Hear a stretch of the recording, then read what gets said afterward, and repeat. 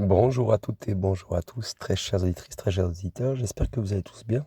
Et aujourd'hui, nous allons parler d'un nouvel épisode en science-fiction sur 1984. On va dire que c'est une œuvre sur laquelle je n'avais pas vraiment parlé. J'en ai déjà parlé dans quelques-uns de mes podcasts en science-fiction, mais ces épisodes sont vraiment très vieux et on va dire que c'est les premiers épisodes que j'ai créés sur ma chaîne. Donc on peut quand même avouer qu'ils ne sont pas de très bonne qualité et on va dire qu'ils n'ont pas été très bien faits. Donc je peux comprendre qu'il n'y ait pas vraiment beaucoup de vues. Cependant, il y a quand même pas mal d'épisodes sur la science-fiction que j'ai créé tout au long de ma playlist qui ont pas mal de vues. Et donc je vous recommande de parcourir un petit peu cette playlist au cas où il y a peut-être des sujets qui pourraient vous plaire. Mais oui, effectivement, c'est le début de la chaîne, donc certainement qu'il y aura moins de qualité visuelle et auditif pour vous. Voilà, c'est une vérité, je ne peux pas faire autrement. 1984, c'est une œuvre sur laquelle je voulais vraiment parler depuis très très longtemps. Mais je voulais écrire un article quand même qui est quand même sympa et qui soit un petit peu captivant, hein, puis sur lequel aussi on peut apprendre des choses. Et faire un petit rappel aussi hein, de tous les contextes qu'il pourrait y avoir dans cette œuvre. On va faire, en gros, on va faire une introduction, euh, on va parler des thèmes principaux de 1984, on parlera des personnages principaux et leur symbolisme, on parlera de l'impact et de la pertinence de 1984 par rapport à aujourd'hui. Et c'est là qu'on va rentrer un petit peu plus dans le dur. Vous allez voir que c'est un peu plus long. Et puis après, bah, on fera une petite conclusion sympathique sur cet épisode. Mais voilà, on est sur un épisode science-fiction. Donc on va commencer tout de suite sur le contexte historique et de l'auteur. C'est parti. Donc déjà, 1984, c'est un roman qui est dystopique et qui est écrit par George Orwell et qui a été publié en 1949. Donc Orwell, de son vrai nom, c'est Eric Arthur Blair. Il est né en 1903 en Inde britannique. Avant d'écrire 1984, hein, il était connu pour ses œuvres Animal Farm, Hommage to Catalonia et d'autres aussi, qui expriment ses convictions politiques et ses expériences personnelles et son engagement contre le totalitarisme et la tyrannie. Hein, on va dire, c'est une constante de sa carrière littéraire. Je pense qu'on ne peut pas dire autrement. Orwell, en fait, il a écrit 1984 hein, dans un contexte d'après-guerre, hein, donc, qui a été marqué par la montée des régimes totalitaires en Europe, comme le nazisme hein, en Allemagne et le stalinisme en Union soviétique. Donc ces systèmes politiques oppressifs ont largement influencé la création de l'univers dystopique de 1984. Il y a beaucoup de choses à dire hein, sur cette œuvre. Donc le petit synopsis, voilà, je vous ai fait un petit synopsis quand même pour vous donner envie d'aller lire ce livre. Donc l'histoire, elle se déroule en Océania, hein, donc un super État sous le contrôle d'un parti totalitaire qui est dirigé par une figure omniprésente, les Big Brother. La société, elle est constamment surveillée hein, par des télécrans, comme on dit, et la langue, elle est manipulée par le parti hein, pour limiter la liberté de penser à travers la novlangue, on appelle ça. Donc le protagoniste, hein, Winston Smith, il travaille au ministère de la Vérité et il altère les archives historiques pour les faire correspondre à la propagande du parti. Donc Winston, malgré les risques, il commence à nourrir un peu des pensées subversives hein, et entame une relation avec Julia, donc c'est une collègue à lui. Et ensemble, en fait, ils rêvent de renverser le régime oppressif, mais ils découvrent rapidement que cette opposition est impossible sous la surveillance omniprésente du parti, parce qu'ils sont, voilà, ils sont sous surveillance en permanence. Donc maintenant, par rapport au synopsis, on a vu un petit peu ce qu'était l'histoire, d'accord? Maintenant, on va regarder un petit peu les thèmes principaux de 1984. On va regarder un petit peu plus précisément les différents thèmes que compose 1984. Moi, selon moi, j'ai retenu le totalitarisme et la surveillance. J'ai retenu la manipulation de l'information et de la réalité. La manipulation de l'information et de la réalité, la langue et la pensée, et l'individualité et la liberté. Donc moi, selon moi, ces thèmes-là, ils sont vraiment principaux dans 1984 et je vais vous expliquer pourquoi pour chacune d'entre elles. Donc, en ce qui concerne le totalitarisme et la surveillance, l'un des thèmes centraux de 1984, c'est la nature oppressive du totalitarisme. Donc le parti il exerce un contrôle absolu sur tous les aspects de la vie des citoyens.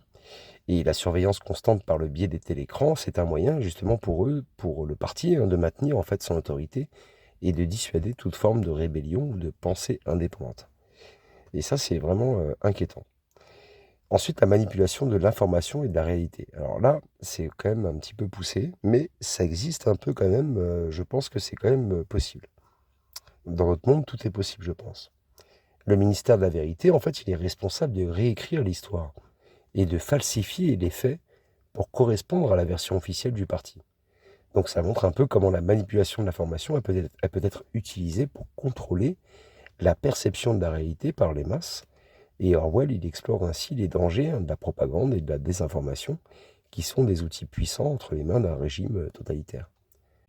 Et donc j'ai refait l'enregistrement parce que j'ai commencé à parler d'après mon propre point de vue et je ne veux pas le faire sur ma chaîne YouTube, je veux être neutre. Mais c'est vrai on a quand même tendance à penser que différentes choses sont manipulées par nos élites pour un petit peu, vous voyez, regrouper le troupeau au même endroit. Et quand on parle de regroupement, on parle d'idées, on parle de faisabilité, on parle de tout un tas de choses. Et donc je vais arrêter là parce que sinon je vais me remettre à reparler. Et donc on va parler de la suite, donc des langues et des pensées. Donc la novlangue, en fait, c'est une langue qui a été créée par le parti et qui a été conçue pour limiter la capacité des individus à penser de manière critique. Et donc en réduisant le vocabulaire et en éliminant les mots associés à la rébellion ou même à la liberté, eh bien le parti il cherche en fait à contrôler non seulement les actions des citoyens, mais aussi leurs pensées. Donc vous voyez, c'est un petit peu ce que je disais voilà, ce que j'ai coupé en fait, ce que je vous ai pas mis dans la vidéo, parce que bon, c'est un peu ma façon de voir les choses, mais c'est un peu ça que je pense. C'est-à-dire que ils cherchent non seulement à contrôler les actions des citoyens, mais aussi leurs pensées. Voilà, on rentre un petit peu dans ce domaine-là, j'ai l'impression, en ce moment. Surtout en termes d'élection, j'ai l'impression que c'est un petit peu manipulé tout ça, ou je veux pas être complotiste, mais j'ai l'impression que voilà, on fait en sorte d'opposer les gens plutôt que d'avoir, vous voyez, on choisit pas en fait, on choisit pas entre un, un programme ou un autre, on choisit entre la peste ou le choléra. Et voilà, c'est un peu compliqué. Donc ce thème en fait de la langue et de la pensée, parce que sinon je vais me remettre à parler, ce thème il souligne vraiment l'importance de la langue comme un outil de liberté et de manipulation. Très compliqué des fois de faire ce genre d'épisode puisque j'ai envie de dire un peu ce que je pense pour moi-même, mais je me suis toujours dit sur ma chaîne, je ne veux pas donner mon avis personnel, c'est vraiment personnel, donc je veux garder tout ça pour moi. Et vous faites votre propre avis, si vous avez envie d'en parler dans les commentaires, vous en parlez dans les commentaires. Mais moi, personnellement, je ne ferai pas le choix de donner mon avis. Ensuite, on parle aussi d'individualité et de liberté. Winston et Julia, ils représentent, vous voyez, cette lutte pour la liberté individuelle dans une société qui est très oppressive. Et leurs relations et leurs actes de rébellion sont vraiment des tentatives pour préserver leur humanité face à un régime qui cherche à effacer toute trace d'individualité. Donc cependant, par contre, voilà, il faut prendre en compte que leur échec, il montre quand même la puissance écrasante du totalitarisme du parti et de la difficulté même de préserver son intégrité personnelle dans de telles conditions. C'est très très très compliqué. Allez, maintenant c'est parti. Nous allons maintenant passer sur la section numéro 3, donc les personnages principaux et leur symbolisme par rapport à cette œuvre. Donc on a Winston Smith qui est le protagoniste du roman. Il symbolise l'individu ordinaire dans une société totalitaire. Et c'est quelqu'un en fait qui est initialement conformiste oui. Et il aspire quand même à la liberté et à la vérité, mais il est conformiste. Sa rébellion en fait contre le parti, bien que vouée à l'échec, je pense que quand vous allez lire le roman, vous le comprendrez, ça montre quand même le désir humain inné de liberté et d'individualité. Et moi je trouve ça super cool. Et après, on a Julia, hein, qui est la collègue de Winston et son amante, en fait. Et contrairement à Winston, en fait, c'est la plus pragmatique et moins idéaliste, en fait, hein. Sa rébellion, elle est motivée par un désir de satisfaction personnelle plutôt que par des convictions politiques. Donc Julia, vous voyez, elle symbolise la résistance instinctive contre l'oppression, même si elle est un peu moins idéologique, quoi.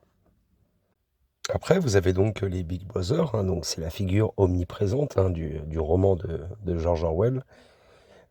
C'est dans un contexte d'après-guerre, je le rappelle, hein, marqué par la montée des régimes totalitaires en Europe, contre le nazisme en Allemagne et le stalinisme en Union soviétique.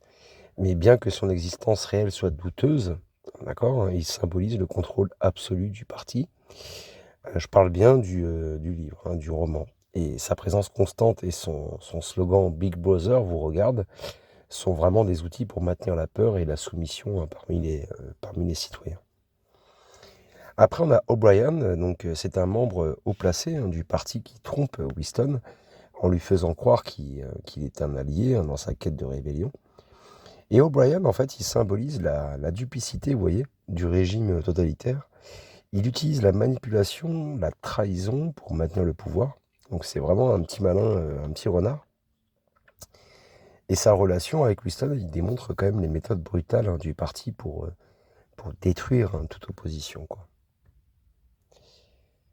Allez, on va rentrer sur la section numéro 4 maintenant, qui est, selon moi, fort très intéressante. L'impact et la pertinence de 1984 par rapport à nos jours. Donc déjà, tout d'abord, l'influence sur la culture populaire et la politique. Depuis sa publication, en fait, 1984, il a eu un impact immense sur la culture populaire et la pensée politique, hein, et même de toute personne qui ont lu ce roman. Les termes Big Brother, Double Things, au novlangue, sont entrés en fait dans le lexique courant, hein, pour décrire les pratiques de surveillance et de manipulation de l'information par les gouvernements et les entreprises. Donc le roman, en fait, il est souvent, on va dire, cité dans les discussions, hein, sur la vie privée, la surveillance de masse, les droits individuels, et voilà. Il y a beaucoup de choses qu'on pourrait rajouter, mais la liste est longue. Maintenant, parlons un petit peu de pertinence contemporaine. 1984, en fait, il reste pertinent parce que dans ce contexte actuel, où les technologies de surveillance deviennent de plus en plus sophistiquées, il y a l'IA qui arrive, qui est déjà là depuis très longtemps, mais je veux dire, elle, euh, elle se perfectionne de jour en jour. Et les débats sur la protection de la vie privée et sur la surveillance gouvernementale font écho, hein, au terme de roman. J'ai déjà fait des épisodes là-dessus sur les documents confidentiels et déclassifiés. C'est une playlist que j'ai créée sur ma chaîne. J'ai déjà parlé de surveillance de masse dessus, et je peux vous assurer que c'est très critique. On peut être écouté par n'importe quel gouvernement sans même le savoir. C'est très compliqué, hein, d'être vraiment protégé de toute source de contamination d'informations. Donc les réflexions sur la liberté et l'autoritarisme. Alors ça, c'est quelque chose qu'il faut parler aussi sur ce roman. Euh, Ce roman, en fait, il continue d'être une source de réflexion sur les dangers de l'autoritarisme et l'importance de la liberté individuelle. Il sert même d'avertissement sur ce qui peut arriver lorsque le pouvoir est centralisé et même incontrôlable. Et donc, il encourage les lecteurs à défendre les valeurs démocratiques et les droits de l'homme. Et moi, je trouve ça vraiment très beau. Ça mérite de pousser un peu plus le sujet. Mais 1984, pour moi, c'est vraiment une œuvre majeure, hein, qui offre une critique puissante du totalitarisme et même des dangers, des dangers en fait de la surveillance de masse et de la manipulation de l'information. Internet aussi, hein, c'est pris en compte, bien sûr. Les thèmes qu'il explore, en fait, 1984 restent vraiment pertinents aujourd'hui, pour moi, selon moi. Et ça fait de ce roman, en fait, une lecture essentielle, mais vraiment essentielle. Je parle aux plus jeunes. Si vous ne comprenez pas notre monde d'aujourd'hui, lisez ce livre. Je pense qu'il y a beaucoup de choses qui vont vous le faire rappeler. Donc pour toutes les personnes qui sont intéressées, hein, par la science-fiction, la politique ou la société, 1984, c'est vraiment une œuvre incontournable. Il faut vraiment lire ce livre si vous aimez ça. Si vous aimez la politique, la société, la science-fiction, allez dessus sans hésiter, les yeux fermés, achetez ce livre. Il n'y a aucun souci, vous pouvez le lire. Et il va continuer, bien sûr, ce livre, d'inspirer et de provoquer même la réflexion un peu comme je le fais, quoi.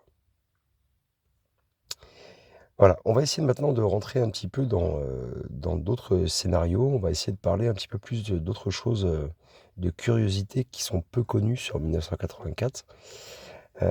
Par exemple, le dernier titre envisagé.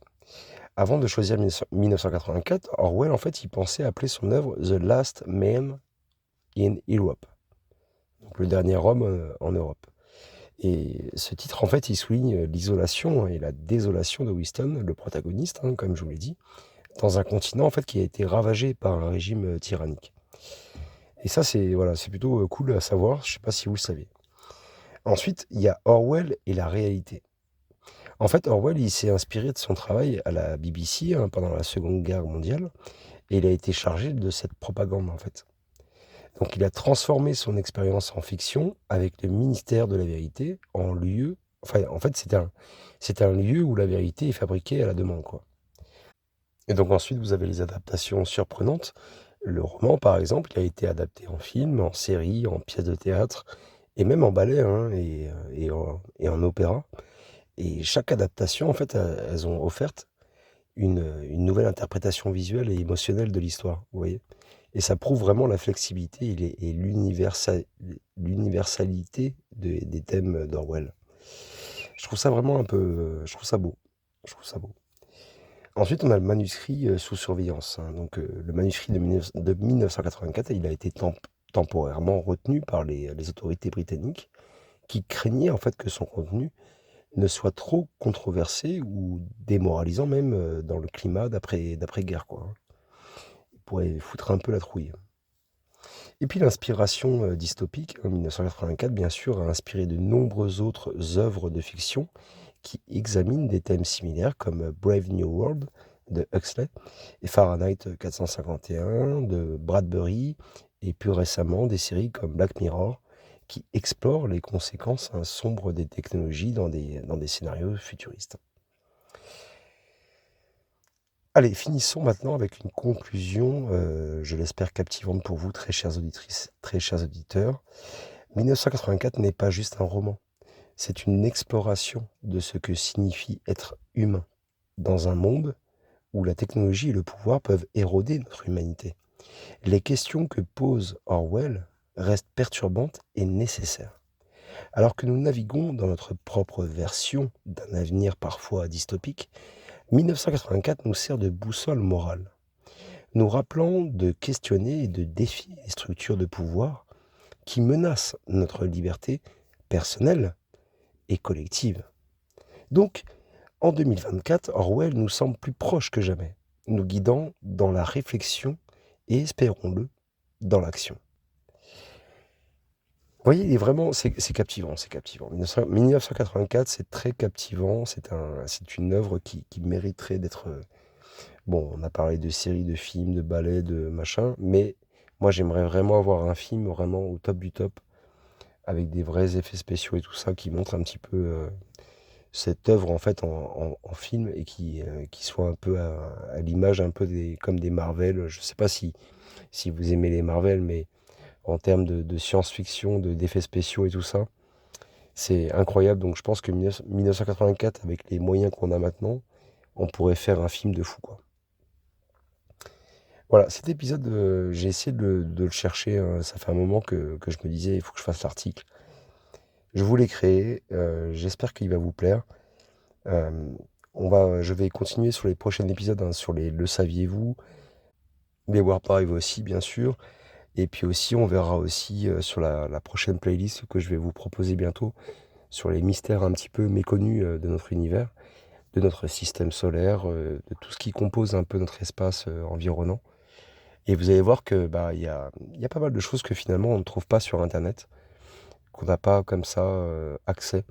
Et moi, je vais vous partager vraiment toutes les informations que j'ai, j'espère que ça va vous passionner cette playlist. Je pense qu'il y a une vingtaine d'épisodes, hein, qui sont en préparation, mais j'espère que ça vous fera plaisir. Heu, J'aimerais bien refaire un petit peu aussi, des épisodes sur les trous noirs, mais le problème des trous noirs, c'est que j'ai parlé de pas mal de choses, sur, tous mes épisodes.